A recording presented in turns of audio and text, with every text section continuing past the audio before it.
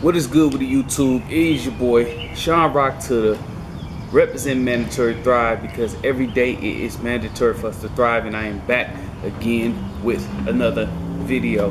And in this video I want to talk about something I see that's really prominent in the fitness community behind closed doors, especially in the comment section on YouTube.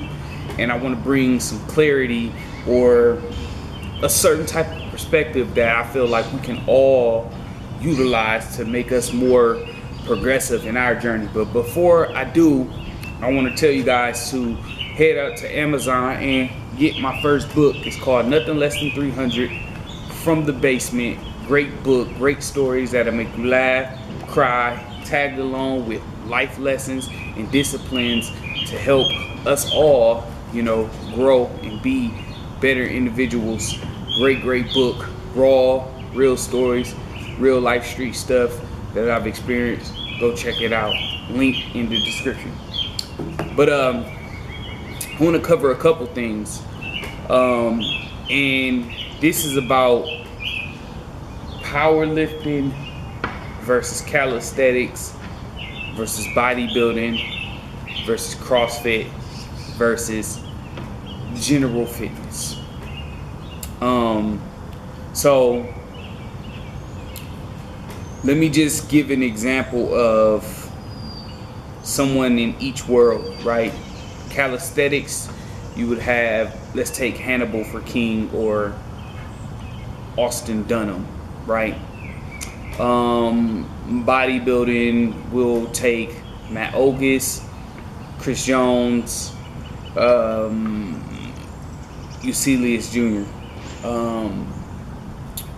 For powerlifting, we'll take Larry Wills, Clarence Kennedy, Jason Blaha. I don't have anybody for CrossFit, to be honest with you. Who else did I miss? So we got bodybuilding, powerlifting, calisthenics, CrossFit. I don't know anybody in CrossFit. CrossFit will be one of the hardest ones for me to communicate on this platform, but nevertheless, I think the overall point of what I'm trying to communicate you guys will get. So you have all of these guys in these specific niches with specific goals directly linked to their training philosophy and their training style. But what you end up hearing from some of them, or from the people, is disrespect or hatred or downplaying of other philosophies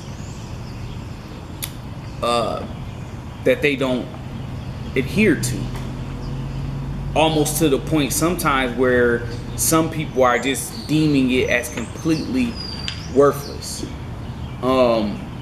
So let me give you an example. It's like a lawyer that makes $1 million, right? A lawyer that makes $1 million saying that it's worthless to go make $1 million as a doctor, or saying, well, doctors are stupid because lawyers make more money, or lawyers are stupid because doctors make more money, when really, when you actually look at it, that's not what it's about. So first and foremost, when I run into guys and we talk about working out, because they see me, they see a very heavy guy, I'm in my 200s right now, 5'7", and they see me flipping, and they see me doing muscle ups, they see me doing handstands, they see me doing half planches and just a lot of crazy stuff, and they want to talk to me about training and stuff, and they want to know, how did I get to this level, or what do they need to do, and all of this stuff. And then I ask them a simple question. I say, well, what do you enjoy more? Like, which style of training you enjoy more? Powerlifting, bodybuilding, calisthenics, CrossFit, or general fitness? And they're taken back to that, and they're thinking like, why do I need to choose?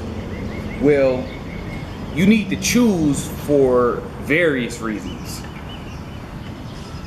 Let me give you a little bit of my story. So I didn't make any gains or really accomplish much of my goals a lot in the beginning of my training, and it was because I went to bodybuilding first, because that was the first thing that was exposed to me. Now, I respect bodybuilding as a training philosophy.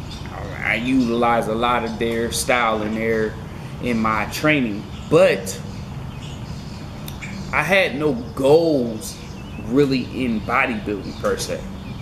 So when I'm tired, when I'm bored, when I'm fatigued, and when some type of distraction comes up, you immediately become very inconsistent, because you don't have any love or passion for that style of training. You don't see benefits past superficial or artificial benefits that you may think that you want based on something that you see, right? Because I could see a power lifter in 1 second and be so impressed with the lift that I feel like it's necessary for me to be able to do that, or I feel inspired.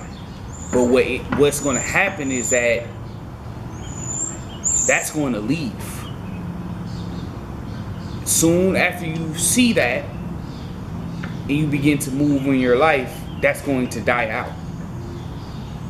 So it's very important that you pick one: powerlifting, bodybuilding, CrossFit, general fitness, calisthenics, so that you can optimize your progress. You need to pick a training philosophy. I don't care if you're just doing it an hour or 45 minutes a day. You need to pick a sport, a training philosophy that you love, that you respect, so that you give it 100% even when you don't want to, because you have other love and respect for this particular style of training. That's why that's important. But the second thing is, we can't become dogmatic about our style of training. We can't tote our style of training as ideal for everyone or superior, because we all know that within every single arena, from powerlifting to CrossFit to calisthenics to bodybuilding, we're not going to talk about steroid use and all of that stuff, because there is steroid use in all of these sports, by the way. But anyways, there's things about these sports that are flawed, right? There's dimensions about all of these different training philosophies that have flaws and have highlights, things that they're super great in. But your goal is to utilize your knowledge, your potential to basically create solutions for those flaws.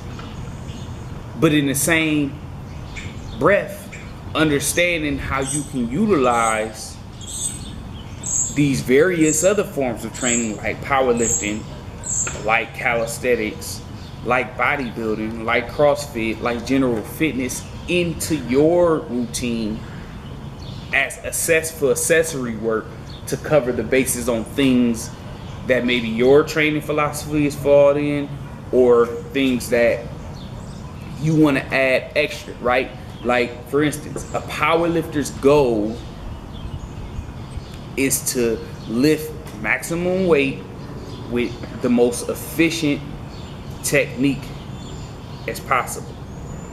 Will that build mass? Will that build size? Will that build a quality body? Sure. But you're going to have to it's wise to include some type of bodybuilding for aesthetics, even for endurance purposes, and just to add a little spice, right? Calisthenics is a training philosophy that's about strength and beauty, basically displayed in movement. So movement influencing, like efficiently going from one thing to the next, displaying strength in a beautiful way. That's the goal of body weight training or calisthenics. So with that being said, you can build muscle with that and stuff like that, but you may want to add in some powerlifting, you know, for the lower body to add in more strength, because lower body strength translates over to planches and various different moves and holds that you can have. Same with bodybuilding. Bodybuilding's goal is to basically damage and repair the muscle for optimal aesthetics, to pretty much look as big as possible and as aesthetic as possible. That's the goal. It's not performance, it's not movement, it's not maximum strength. It's simply a sport of aesthetics. So that means any strength that you're gaining, any movement that you're gaining, is pretty much a means to the aesthetic portion of it. So for a bodybuilder, you can use powerlifting and calisthenics. Calisthenics for maybe optimal conditioning to add in for abs and different things like that, and powerlifting for that size, to put on that mass on those bigger muscles. I'm not going to talk about CrossFit because I don't know much about it. I just know it's more strength performance based in the most efficient times possible. But the moral of the story is, these training philosophies aren't against each other. So if you are a meathead in one, because if you become a meathead in calisthenics without adding weight to it, even without adding weight, you're going to get pretty big if you're training a certain way, because there's facets of it. You can train for just skills, you can train for skills and aesthetics, you can train for explosiveness, you can train, it's various different ways that you can train within the realms of just calisthenics alone. And I'm pretty sure it's like that with bodybuilding and general fitness, CrossFit, and powerlifting. But if you become a meathead in your particular sport, it does not mean you need to downplay or try to make your sport superior compared to someone else's sport. That's not necessary, because me, a bodyweight practitioner, someone who's inspiring to get to, you know, an adult gymnast level in my journey, I've learned a great deal of my philosophy from powerlifters, bodybuilders, and whomever, mixed martial artists, whomever, because it all adds value in the in us optimizing our goals. But you have to be focused on your particular goal while respecting others, because there's no reason for me to hate on a powerlifter lifting for maximum strength when that's just not a goal of mine. You know what we should see? We should see a bodybuilder posing and showing the greatness of an amazing aesthetic physique right next to calisthenics athlete showing the beauty of strength and movement right next to a power lifter displaying maximum strength.